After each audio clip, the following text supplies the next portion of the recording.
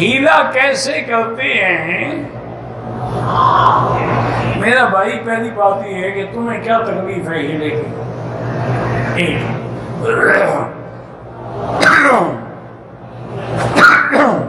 دوسرا، ہیلا جائز بھی ہے ناجائز بھی ہے۔ ہیلا ناجائز کیا ہے؟ جیسے وہ ہمارے علاقے میں ایک مولوی تھا، مولوی کیا تھا، بس جاہل تھا، نام مولوی والا تھا، وہ پیسہ بڑا تھا اس کے پاس، وہ جناب یہ کرتا کہ اپنے اکاؤنٹ میں جو پیسے تھے نا اس کے مثلا 10 لاکھ 20 لاکھ، وہ 11ویں مہینے میں اپنے اکاؤنٹ سے چیک دے کے بیوی کے اکاؤنٹ میں ڈال دیتا کہ جی میرے پاس اب کچھ نہیں، میں کیا زکات دوں؟ 11ویں مہینے میں بیوی اس کے اکاؤنٹ میں ڈال دے، میرے پاس بھی کچھ نہیں جی میں کیا زکات دوں؟ یہ ہیلا حرام ہے کہ اللہ کے دین سے نکلو اور حلال سے نکلو، زکوٰۃ و صدقات سے بچو، یہ ہیلا حرام ہے۔ ایک ہیلا ہوتا ہے آدمی اس لیے کرتا ہے کہ وہ حلال حاصل ہو، اس کی مثال یہ ہے کہ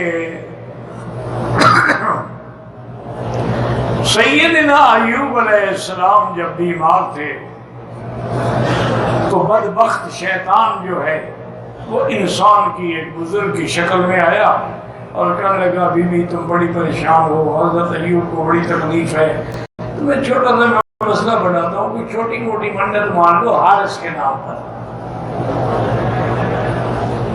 تمہارے خاوند کو شفا ہو جائے گی۔ ان کا ہم تو اس وقت ایسے حالات ہیں کچھ ہے، ان کا کوئی چھوٹی موٹی چیز۔ بی بی جب گھر آئی حضرت ایوب سے بتلایا، انہوں نے کہا تمہیں پتا نہیں وہ شیطان تھا، حارث تو شیطان کا نام تھا، اس نے تمہیں شرک میں مبتلا کرنے کے لیے مشورہ دیا ہے۔ اگر اللہ نے مجھے شفا دی، مجھے صحت دی، میں تمہیں 100 بیت ماروں گا، مجھے کیا مشورہ دے رہی ہو؟ بیوی چپ ہو گئی، اللہ نے شفا دے دی، صحت ہو گئی، تندرست ہو گئے، بادشاہت واپس آ گئی، سارا کیا ہوا مال اولاد دولت سب اللہ نے دوبارہ عطا فرما دی ہے۔ اب آپ نے بیوی کو بلایا کہ بھئی میں نے اپنی قسم کھائی تھی، میں اللہ کا نبی ہوں، میں اپنی قسم سے کیسے پوچھ سکتا؟ اللہ نے فرمایا خذ بیدک ضغثا فاضرب به ولا تحنث، ایوب ایسا کرو ایک گوشہ کھجور کا منگوا لو جس میں 100 چھڑیاں ہوں، ایک دفعہ بعد میں تمہاری قسم پوری ہو گئی۔ یہ ہیلا ہے جو اللہ نے خود سکھلایا۔ تو ہیلا جائز بھی ہوتا ہے، حرام بھی ہوتا ہے۔